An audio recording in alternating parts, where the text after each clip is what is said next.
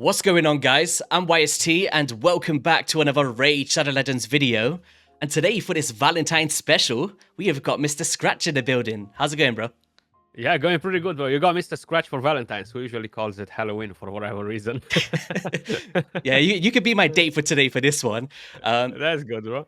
But I thought it'd be a really cool idea to basically rank all of the past Valentine duos. So not just the champions by themselves as a fusion, but how well they work together as a pairing, because that's important as well.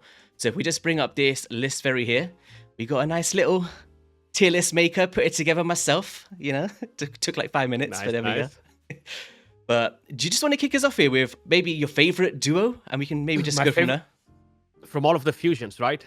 Yeah.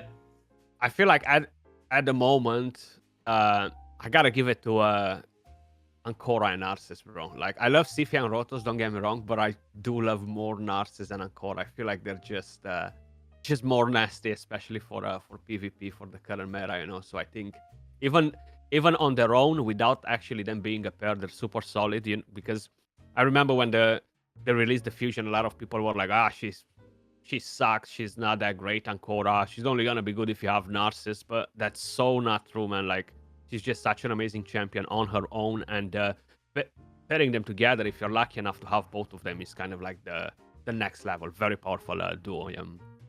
Yeah, I was actually in the same boat. I was like, oh, I couldn't get the Narcissus from the guaranteed event. And I was like, oh, I got that Ancora. Is she that good? But as time's gone on, she is like a really top tier arena champion. And, you know, by herself, phenomenal. Once you pair them together, Army of Two style, they're wrecking everything, which is cool. Absolutely, yeah. Do you have both of them, by the way?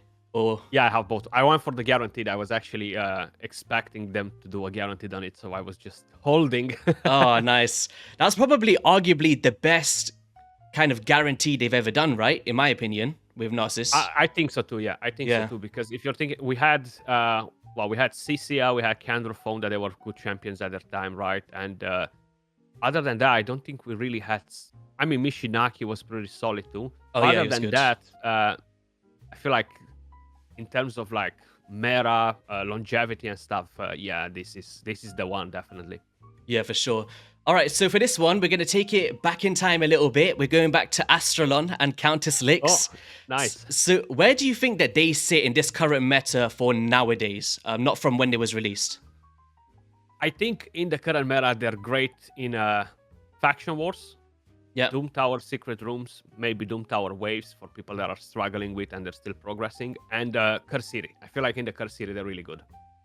Yeah, I really like Astralon. He can smack, you know, great stun chances. We've got ways to like counter Duchess Lilitu's in arena, removing those perfect veils. I think he still has a place in the game for progression, but like you mentioned, in the end game, we're not really going to see Countess Lix Astralon in arena, right? But for these PvE areas, you know, you're getting decreased defense from the Astralon with the team up attack, and then you're also getting the weaken from the Countess. Is she from this faction as well? Where's she from? Am I going crazy? She's from the Demon Spawns, if I remember correctly. That was it. She's nice on her own. I feel like on her own, she brings a bit of more utility than Astralon, in my opinion, just because she has a lot of crowd control with the block active skills, the thermital manipulation, the decreased speed, the multi-hits. You could potentially see her in more content like dungeons and stuff. Astralon, not as much, you know? Yeah, I was thinking, like, even for Chimera Clan Boss, block active skills obviously very important for the Viper form and decreasing those skill cooldowns, although it's only a one turn. Decrease speed in there, some weaken. I think she's still got a place in the game for sure. Are people liking her since the okay, maybe not, but I like Countess Lix. Not as much, yeah. So that being said, where do you think is a fair place in 2025 to put Countess Lix and Astralon as a duo?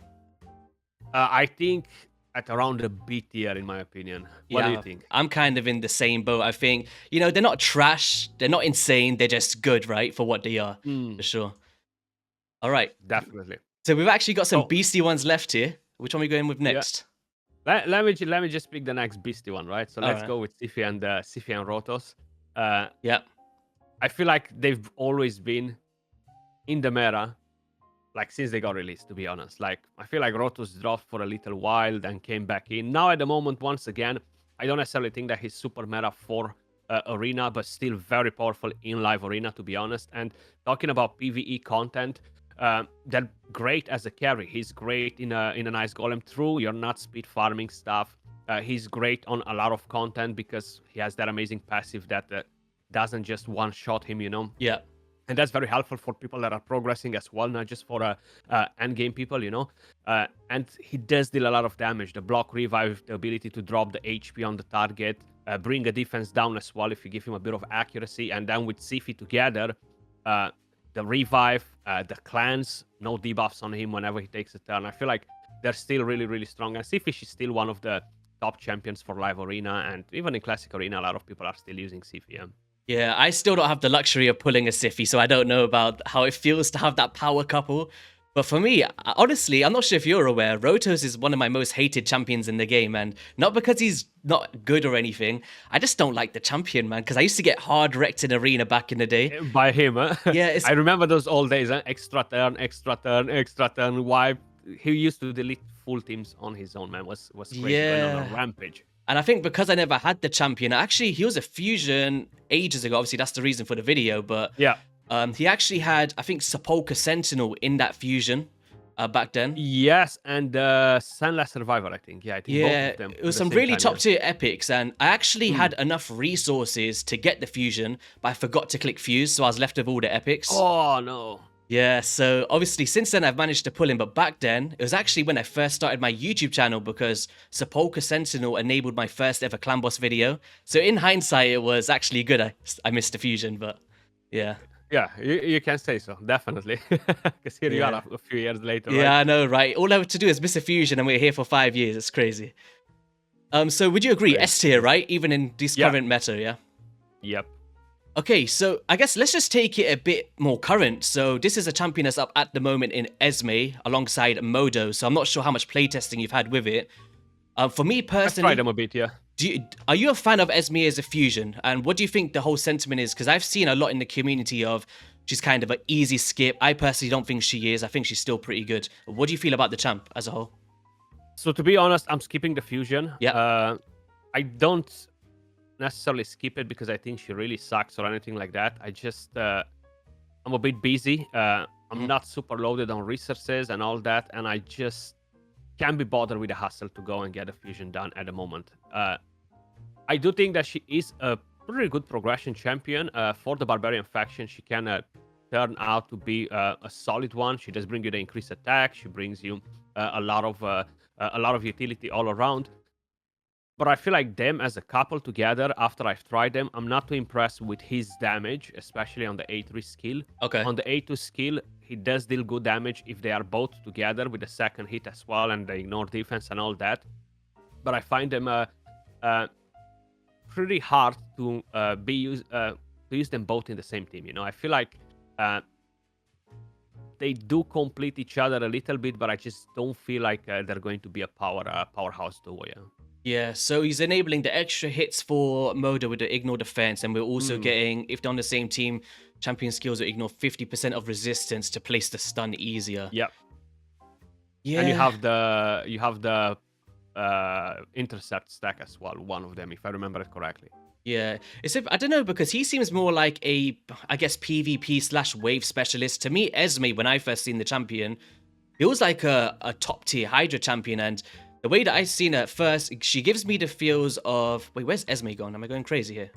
No, she's just there next to Freya and Valkyrie in between. Oh, there she is, yeah.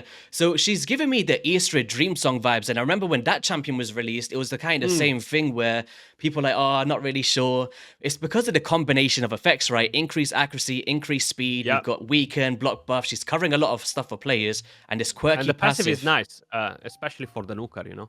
Yeah, I think this is a kind of, I guess, one of a kind in the way that this works. Like, just as an active effect, I can imagine pairing this with Chalco, the new lizard dude or something. It would be pretty nuts. But yeah, I guess overall, I don't think they're super top tier, just pretty decent.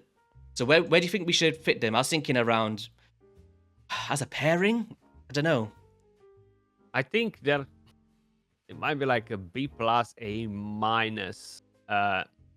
I'm leaning more towards B personally, but yeah. See what you think as well. As a pairing, I'm just not sure how effective the duo is, and that's what we're kind of ranking off, not just single champions. I don't think I don't think they're very effective as a duo, in my opinion. You can use her on her own for the Hydra. Yeah, you're gonna get some nice utility out of her, but in Hydra kind of sucks. The stuns are useless there. The damage is not gonna be great for the Hydra. So as a duo, especially for PV, I mean, if you need to go on a faction wars and kill the waves, maybe if they're going to bring something super hardcore for faction wars, they might turn out to be really good together in there. But at the moment, with what we have in the game, together as a duo, they just don't stand out anywhere, in my opinion. Yeah, and even for stuff like Siege, they're not in the same faction. So if there's like faction limited ones, they can't even be a part of the same squad in those faction limited stages. So yeah, I think overall, yeah, I'd agree. Probably top B, A minus. Not a knock on the champions, but as a duo, I just don't see how they're surpassing someone like these guys up here. So, Gotcha. all right, so this one's actually an interesting one, right? Because Sir Nicholas was actually released around Valentine's Day, all of those years ago, back in 2019.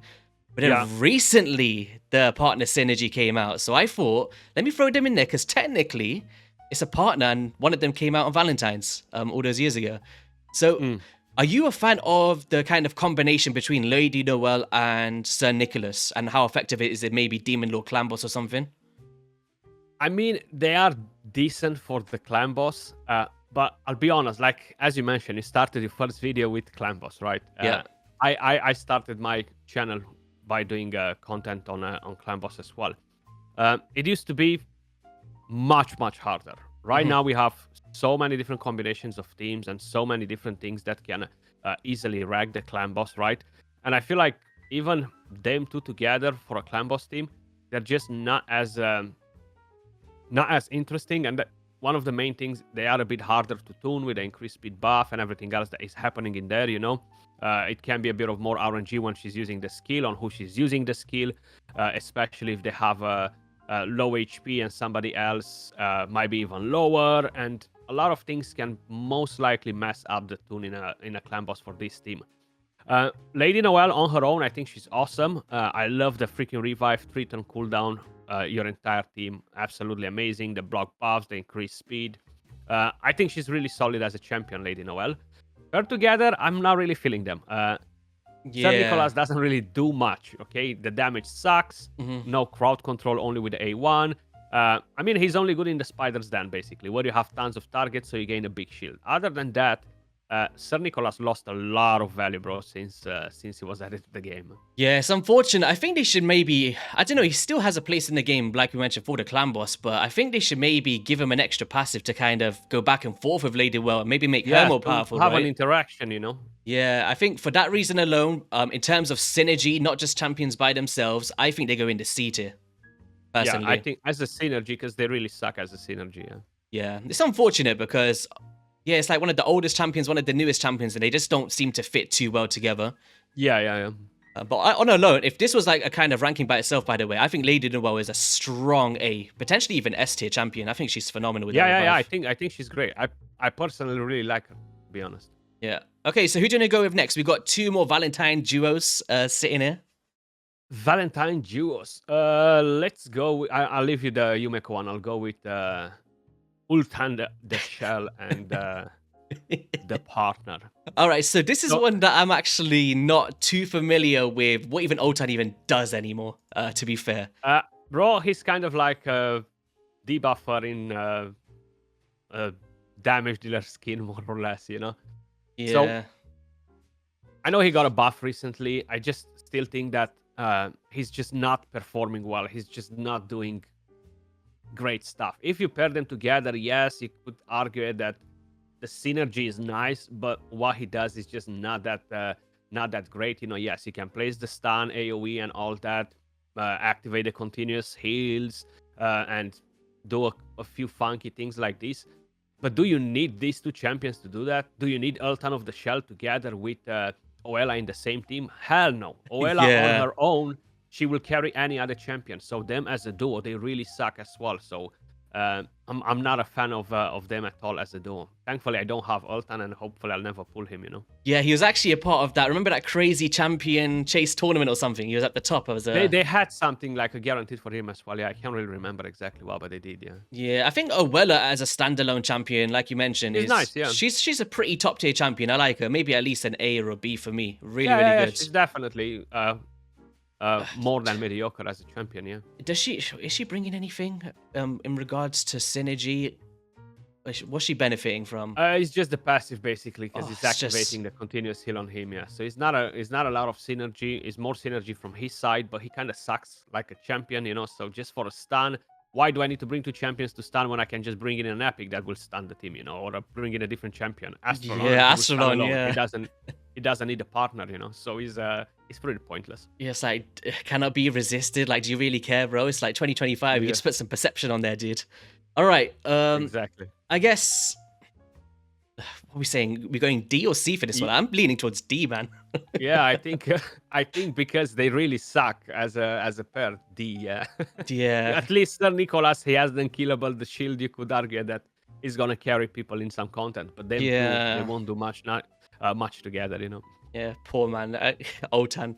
All right, so I guess Yumiko, Kurato, Fox Hunter. I know that both well, I guess Yumiko is arguably one of the best champions in the game, in my opinion, anyway, in terms of lockout. As a duo pairing, I actually have the luxury of having both, and I've actually never used them together, weirdly enough. And that could obviously mention that maybe they're not as top tier, or maybe I'm just not clued on how good he could be. I guess block active skills is great in the current meta for mythical champions, right? Stopping them from metamorphing, and when it cannot be resisted, that's actually very powerful for a damage dealer because you don't have to invest the accuracy stats, so you can, you know, go crazy with the damage. So I can see that for sure in some rare case uses. Apart from that, he's got like a single target stun, grants an extra turn, and, you know, a bit of a weaken. I don't know, have you used Kurato too much to speak on his damage, or? I haven't used him in a long time, and when I used him, his damage was okay-ish. Since then, nothing really changed to his kit. And to be honest, while Yumeko is great as a standalone, them together in the current meta, they don't really stand a chance. And that's mainly because he doesn't really ignore any of the effects. There's stone skin everywhere, tons of different things that can go wrong. He's fairly squishy as a champion as well. You know, attack-based champions, they're not as powerful. His damage is decent. It's not top tier or anything like that. But I feel like if they would buff him at some point, because it has been a while since he is in the game, right? Yeah. They could easily become a powerhouse duo, you know. But then again, Yeah. that's not the case at the moment. And in PvE, if you're thinking about it, as crowd control, block active skills, he's good. He does deal a bit of damage too, but that almost leans us back in towards the same situation with Ultan and Owella, right? Like, do you really need them together, or you can just bring Yumeko and reset the Seer and just bomb everything down, you know, or poison detonation or something else? Do you really need Karato in the team with her? You know? I hear what you're saying. In my mind, I thought two forms of crowd control, but at the same time, if you've got Yumiko in there, she's basically locking out their skills, so they're not using the active skills anyway, you know? Yeah. So Yeah. it's a kind of a double-edged sword one. I don't think they deserve... I was actually leaning towards A initially, honestly, but then the more that you kind of broke that down, how crazy are they together? So they do have very nice synergies together. They're both Shadowkin as well, right? Because that's one they're thing both that's Shadowkin. important. So you could argue it, yeah, if we're going in the curse city, it is very endgame content, and the main thing is to control the waves, right? Even if you lock some of the skills, block active skills can be nice before Yumeko recovers her skill again. You definitely have options. I like that he can kill, reset the cooldown of the skill. Yumeko, she has a lot of benefits from being in together with him, you know? Yeah. But as I mentioned, it's just in the current meta, even kind of like excluding the PvP, they're just not really bringing that much to the table. Curse City, yeah. Faction Wars, yeah. So I don't think they're A, I don't think they're B, I don't think they're C or D, but I think in a minus B, in my opinion, and that's just mainly because they have very nice interaction with each other as a couple. So comparing them with the rest, I think they do deserve it just for the fact that they interact really well with each other. And they've made it nice. But hopefully they're gonna buff Karato at some point. You know, maybe and Yeah. ignore defense and ignore Stone Skin, up the multipliers a bit or something to be a bit more more effective. It happened to Cupidus, Venus, and other champions in the past, so I don't see why it wouldn't happen to Karato at some point as well. You know. Yeah, we did kind of have these dudes at A minus. So shall we kind of do this just so A's not empty as like the bottom A? If you want to. I feel sorry for the A there. Just so I don't know, just kind of keep it a bit balanced, right? There we go. Yeah. But yeah, I think pretty cool with that. I think B plus, A minus for the new duo. I think they're pretty decent, just not out of this world. These Yeah. ones could do with a bit of love. They're still effective, just middle of the road. Lady Noel, phenomenal champion, but Sir Nicholas not so great. And then Awella is just getting dragged down by Oltan, unfortunately. Pretty much, yeah. Pretty Yeah. much, yeah. So I guess that was it for today's list. Scratch, appreciate you coming on to speak about some Valentine's bro. champions on Valentine's Day. Have you got any chocolates or flowers today? I got flowers and chocolates, Yes. yeah. Yeah, just don't eat too many, you know? Save some for us. Yeah.